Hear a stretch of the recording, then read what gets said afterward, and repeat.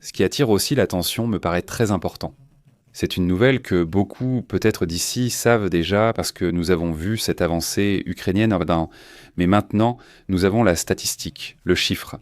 Selon ce que dit Volodymyr Zelensky, le président ukrainien, en ce moment l'Ukraine construit, fabrique 60% de la production d'armes utilisées par les soldats ukrainiens.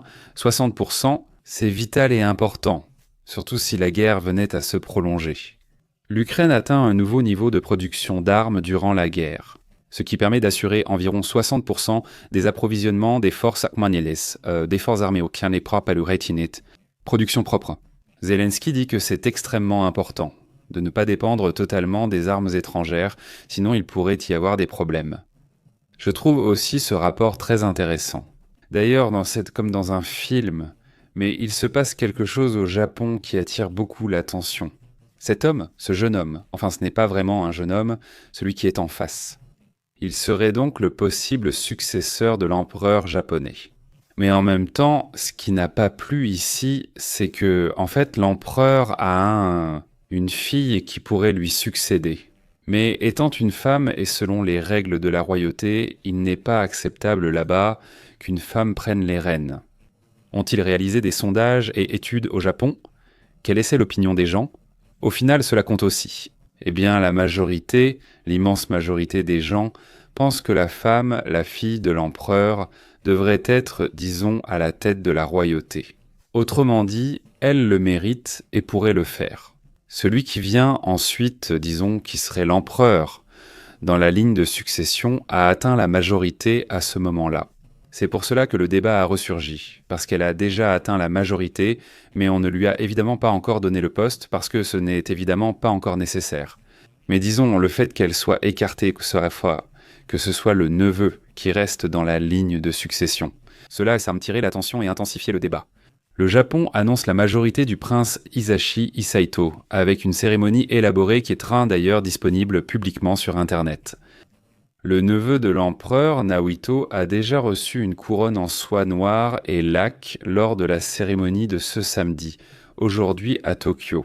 Cela marque le début de la véritable vie adulte. Les mots de Hisaito « Merci beaucoup de m'avoir accordé la couronne aujourd'hui lors de la cérémonie de la majorité », dit Hisaito. « J'accomplirai mes devoirs, conscient de mes responsabilités d'adulte de la famille impériale. » Mais on ne sait pas vraiment s'ils vont vraiment lui donner ou s'ils vont faire quelque chose pour que la fille de l'empereur prenne les rênes de la royauté.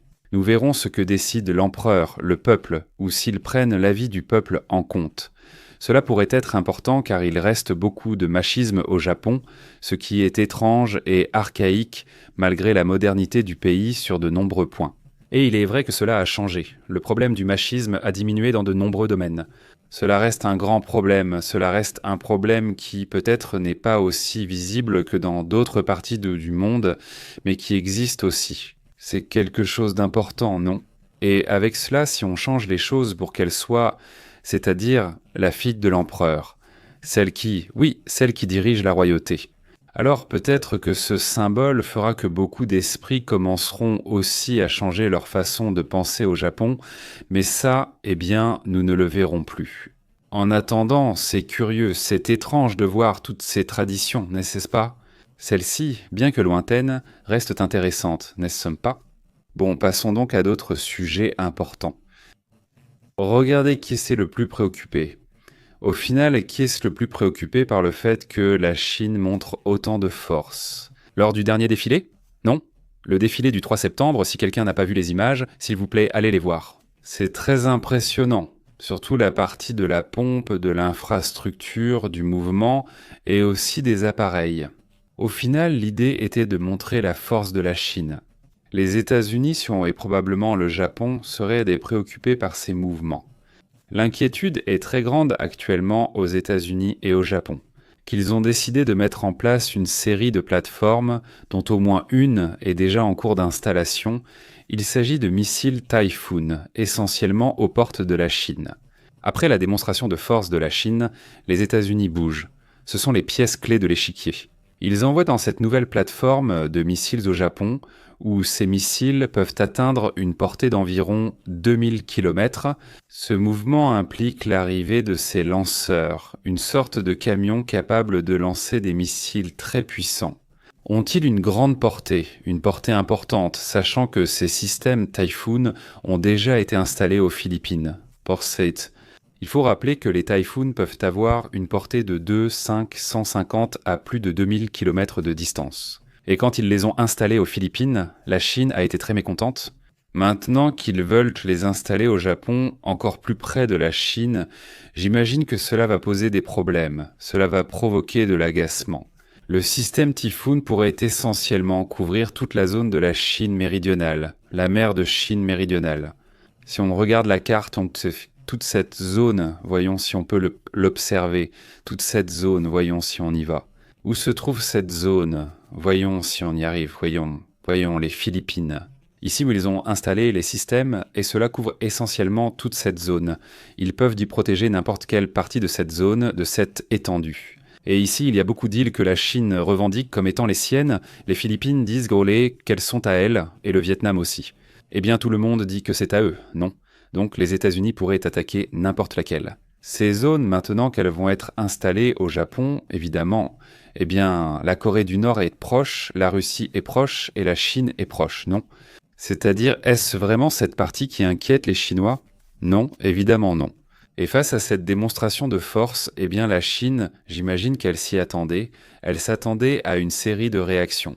Passons maintenant à d'autres sujets, abordons aussi d'autres thèmes importants. VIVI. Eh bien, alors, que se passe-t-il?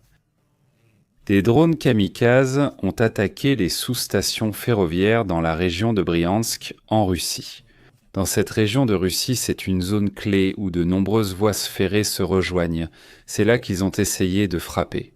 Est-ce que cela a un impact? Imaginez que soudain, une grande partie des réseaux ferroviaires près de la frontière ukrainienne disparaît, vous ne pouvez plus vous déplacer aussi vite. Et de manière aussi bon marché et efficace. Donc c'est déjà l'approche qu'ils ont adoptée là-bas, forcément. Plus ou moins 4 semaines de plus, pendant lesquelles ils se concentrent essentiellement sur toute la logistique ferroviaire russe, pour les frapper afin qu'ils ne puissent pas transporter de soldats, d'armes, etc. vers la frontière avec l'Ukraine. C'est une partie de ce qui se passe en ce moment, dans cette guerre qui n'en finit pas. Et d'ailleurs aujourd'hui, Vladimir Poutine sort pour inviter... Zelensky sort, et Poutine l'a déjà fait il y a 2 jours. Zelensky invite désormais Poutine à Kiev, affirmant que c'est exactement ce qu'il a dit. Zelensky a dit « Je n'irai pas à Moscou, je n'irai pas visiter la capitale de ce terroriste ». C'est ce qu'a dit Zelensky, et maintenant Zelensky dit « Bon, mais il peut venir à Kiev s'il veut ». C'est-à-dire, on peut déjà discuter, je veux dire, si on va en rire, eh bien moi aussi je vais le commenter, non ? Au final, la chose sérieuse était qu'ils se rencontrent dans une zone neutre. Mais non, c'est Poutine qui a fait le commentaire. Ensuite, Zelensky répond, eh bien maintenant en disant, eh bien alors viens ici à Kiev, n'est-ce pas? Le point c'est que aucune de ces choses n'arrivera, il n'y aura pas de dialogue. Trump est déjà un peu découragé sur ce sujet. Il s'est rendu compte que, Poutine l'utilise juste pour gagner du temps et continuer la guerre, et faire en sorte que, les États-Unis ne donnent pas autant d'armes à l'Ukraine. Il s'était retenu tout ce temps.